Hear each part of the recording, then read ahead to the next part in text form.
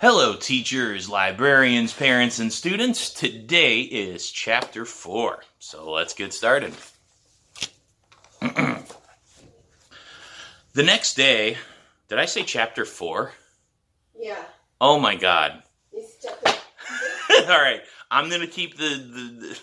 Are you okay with your voice being on the video? Okay. I'm just going to jump right into it. Apparently, I've been doing this for a few too many days. It is Chapter 13. Backwards Chapter 13. But apparently, I think I said Chapter 4. Forgive me for that, guys. We're all getting a little weird with the quarantine. Chapter 13. The next day, before math class, I asked Kristen to go to the library with me after school.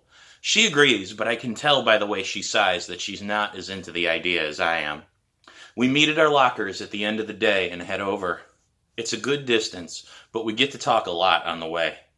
When we finally get there and are walking through the front entrance, she says, "Seriously, are we really going to hang out in the library after spending all day in school?" "You didn't have to come with," I say, hoping it won't make her want to leave. "I know, it's just weird to come here without having to research something. This place totally wigs me out."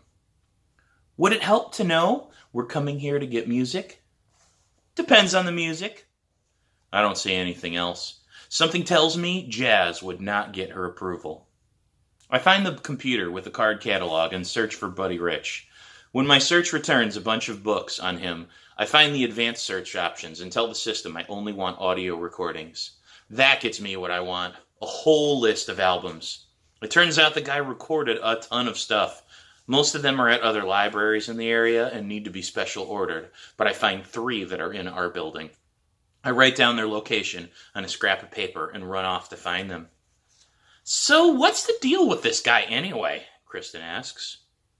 "Buddy Rich," I say. "He's a jazz drummer." "No, I mean Pete Taylor. How did you get him to give you lessons?" I try to tell her a short version of what happened the day I knocked on his door, and a little bit about our lessons.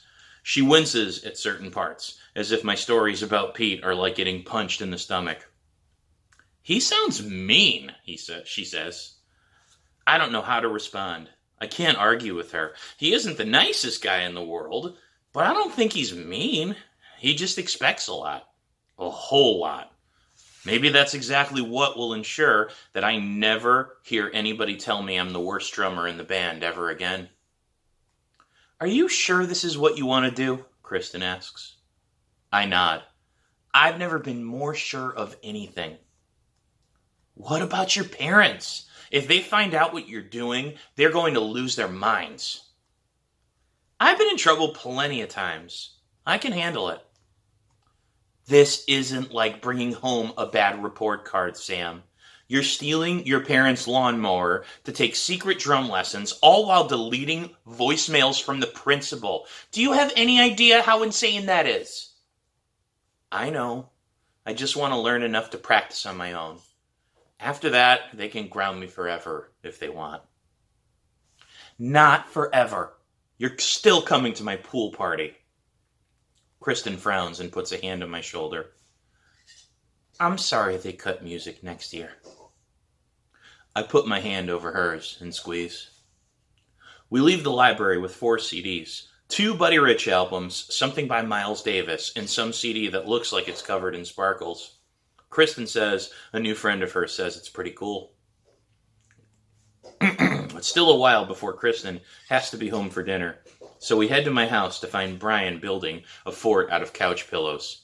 He sees the 2 of us and says, "Help! The house is being invaded by baboons!" "Talk to me like that again and I'll kick you across the room," Kristen snaps.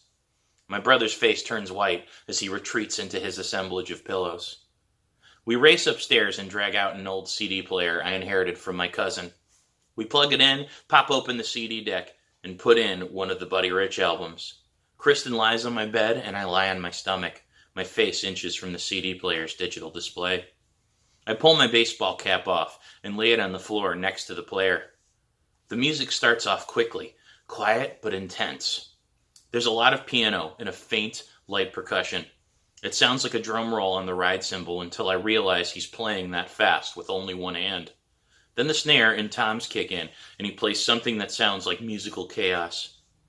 "That is such a cool drum fill," I say. "What's a drum fill?" Kristen asks. It's hard to explain without that headphone jack, but I try anyway. You know how there's the main beat that repeats over and over, and every once in a while the drummer plays something quick and fancy on top of it? That's a drum fill. Like a guitar solo? Not that long. Drummers don't play full solos very often, but they're amazing when they do. I consider telling her about John Bonham's solo in Moby Dick, but chicken out when I remember that awkward conversation with my dad about how Bonham died. So it's like putting glitter on top of the beat? More like frosting, but yeah. It's nice talking to her about drums. She doesn't give me any weird looks, and for a moment I actually feel like an expert. I listen to more of the music. The drums are constant and intense and totally in your face. I look back at Kristen, who's twiddling a lock of her hair between her fingers, bored as I've ever seen her. There are solos by other instruments, a saxophone, a trumpet, an upright bass from what I can tell.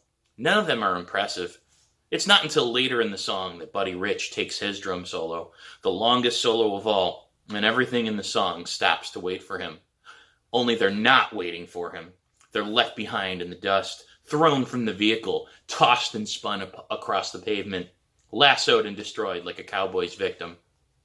The drum solo ends and the band plays one more verse and finishes on one huge note that sounds like 1,000 people playing all at once. If I looked at myself in the mirror right now, I imagine my hair would be a mess, my face would be flushed red, and my eyes would be popping out of my head. I don't know if I like the melody just yet, but I am absolutely blown away by the drums. I have a long way to go, much longer than I thought, but my long road is not impossible. I can become that good if I want it, and I'm willing to work hard enough. Buddy Rich was once a young kid who couldn't play a double stroke roll to save his life.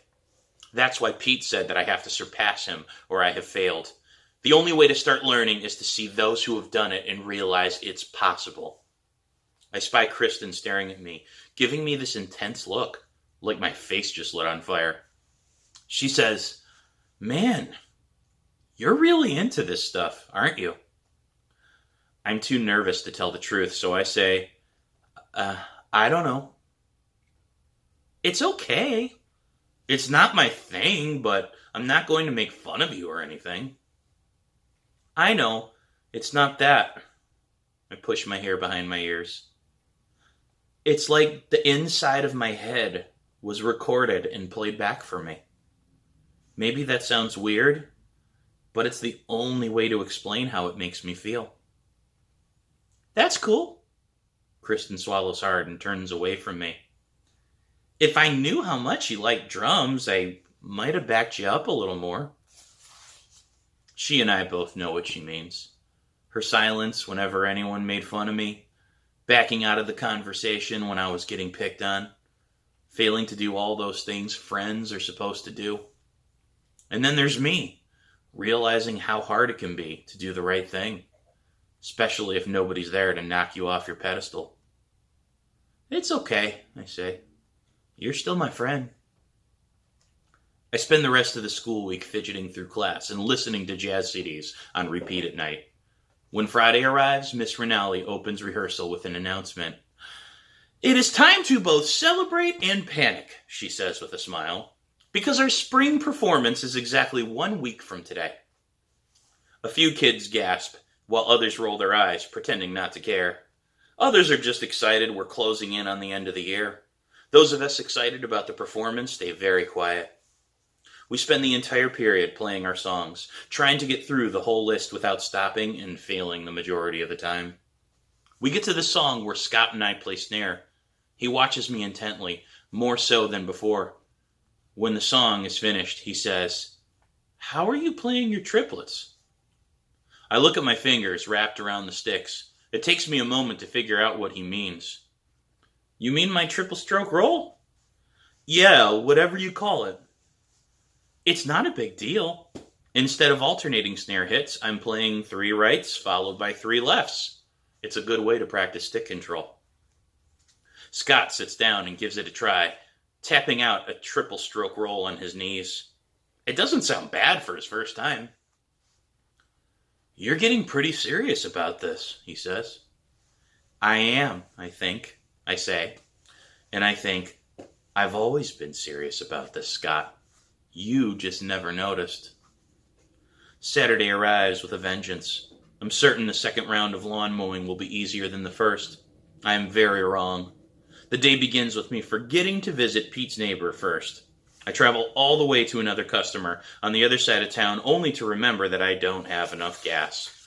I head back toward Pete's neighbor's house to find her waiting on her front porch, a portable fuel container next to her. "Late start today?" she asks. I give a little growl, and she laughs as she helps me pour her gas into the lawnmower. "You're helping me out, and I'm helping you out," I say. "But I still don't even know your name." "It's Wanda," she says. "Then again, geezers like me forget things. Maybe my name is really George." When I give her a look, she says, "Loosen up, honey. It was a joke." It doesn't matter that I'm more prepared for the physical exhaustion when I start mowing Wanda's lawn, because I'm still dreading how long the entire day will last. Last week, I didn't know what I was getting myself into. Now I know precisely how bad it will be, and I hate every moment leading up to it. I hate how long I'm out here, sweating under the orb of death. But this time, I know the orb of death is no match for me. I've done this once before, and I'll do it again, no matter how many lawns it takes. The old lady who brought me lemonade last week has water this time around. I guess if I'm going to gulp something down, it might as well be water. When I finish the last lawn, I'm pretty convinced I'll never do it again. There's no way I can handle this every week. Then I remember Scott asking about my triple stroke roll and feeling like a real drummer for the first time in my life. One horrible day per week is worth drum lessons, even if I have to mow 1,000,000 lawns to pay for them. And that's the end of chapter 13, not chapter 4. I think I'll leave that blooper in just so you guys can laugh at me. Have a good day, and I'll see you tomorrow.